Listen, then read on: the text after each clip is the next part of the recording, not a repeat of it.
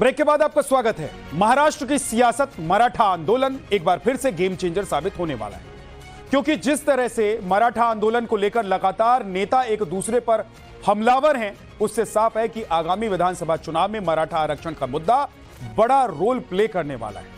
लेकिन इस आंदोलन का अगुवा रहे कहे जाने वाले मनोज जरांग पाटिल के दिमाग में क्या चल रहा है, वो किधर हैं, जरांग को कौन साधने में लगा हुआ है, क्या फिर जरांग पाटिल कुछ बड़ा खेल करने वाले हैं? मराठा आरक्षण के आंदोलन की इनसाइड स्टोरी पर देखिए हमारी एक्सक्लूसिव।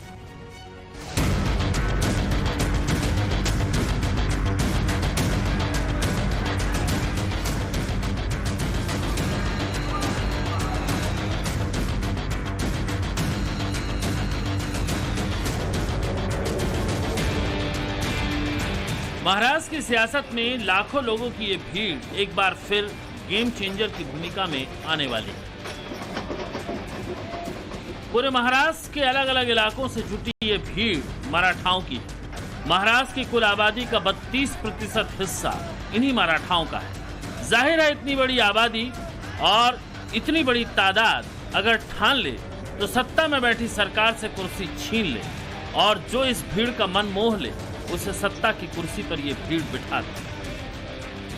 अपनी हिस्सेदारी और भागीदारी की मांग को लेकर मराठाओं ने महाराष्ट्र की सियासत का पारा एक बार फिर गरमा दिया है,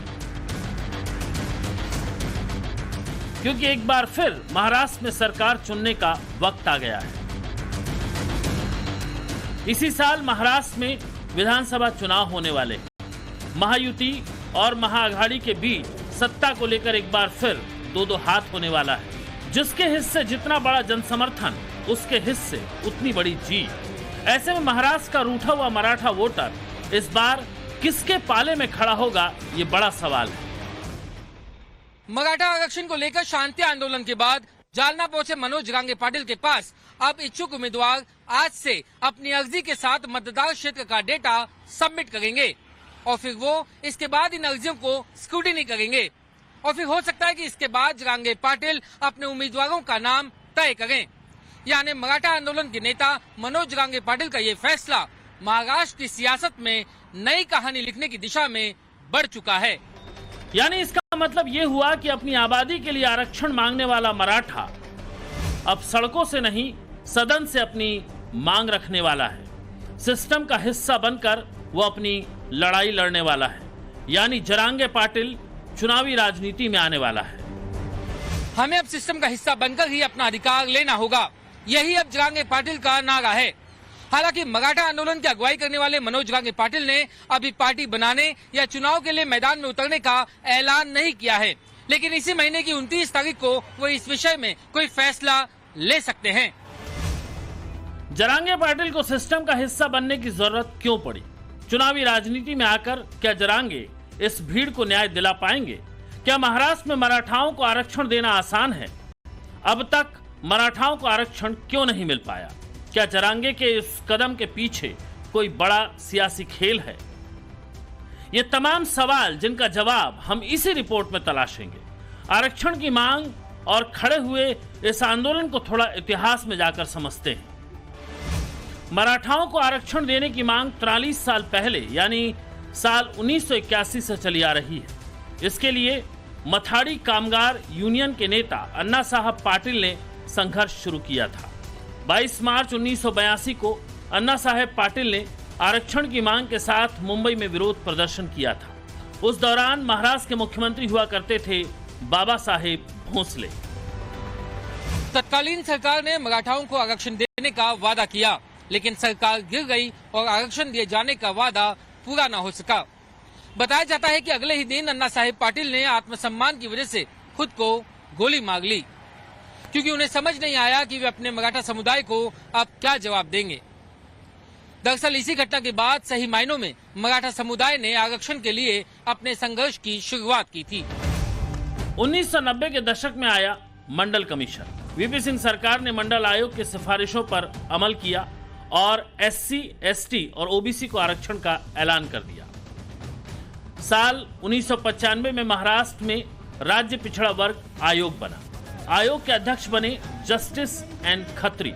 जब मराठाओं को आरक्षण देने का सवाल उठा तो पिछड़ा आयोग ने साल 2000 में एक रिपोर्ट पेश की।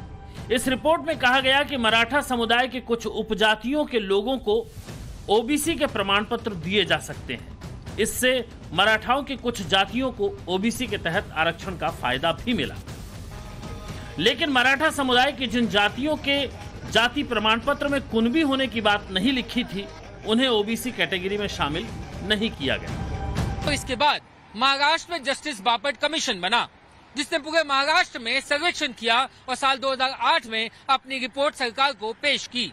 इस रिपोर्ट में कहा कि मराठा समुदाय को ओबीसी में शामिल नहीं किया जाना चाहिए। बापट आयोग के इस फैसले के बाद पूरे महाराष्ट्र में मराठा समुदाय ने विरोध प्रदर्शन और आंदोलन शुरू कर दिए। लगातार बढ़ते विरोध के चलते सरकार ने इस मुद्दे से निपटने के लिए राणे समिति का गठन किया।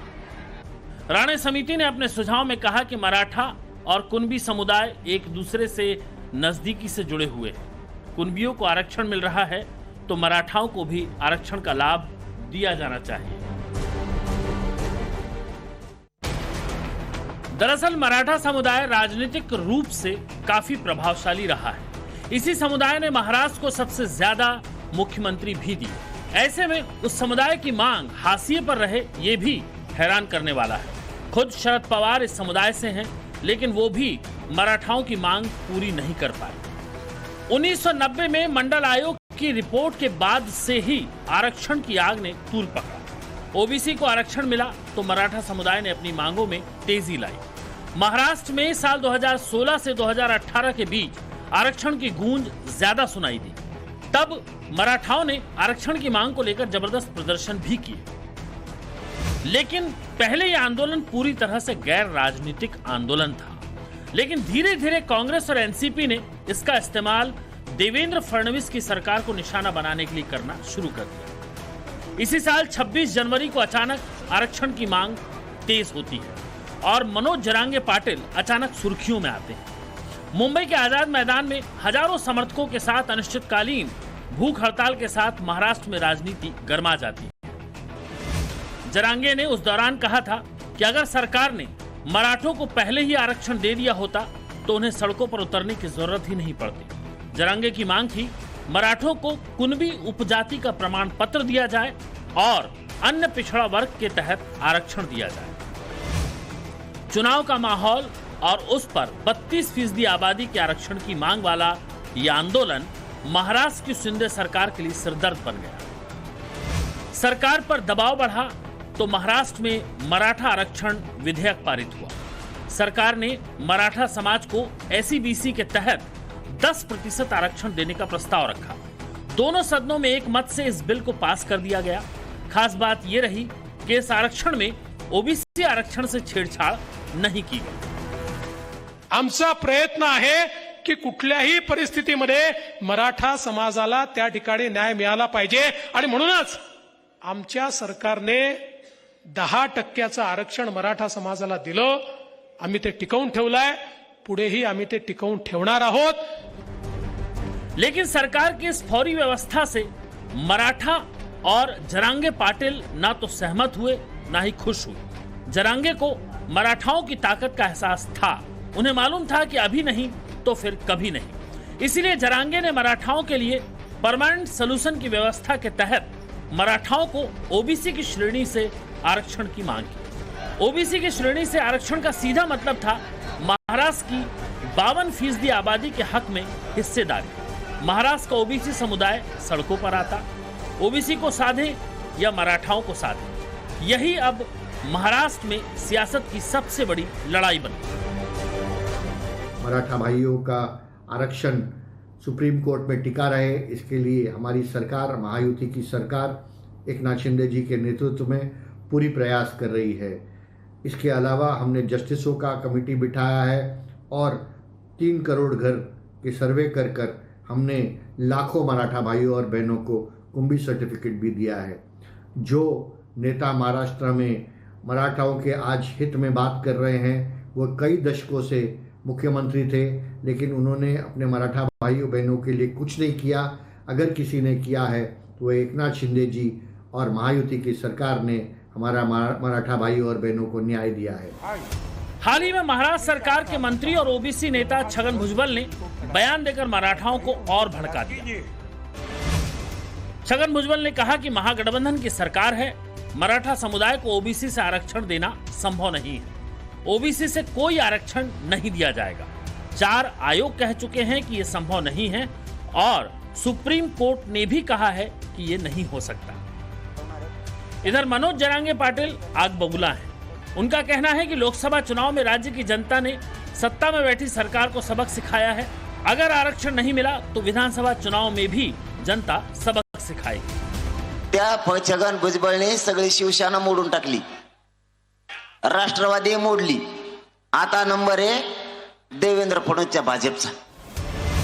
288 सीटों वाले महाराष्ट्र में मराठा आंदोलन का सीधा असर तकरीबन 60 से 80 सीटों पर माना जा रहा है। तो मराठा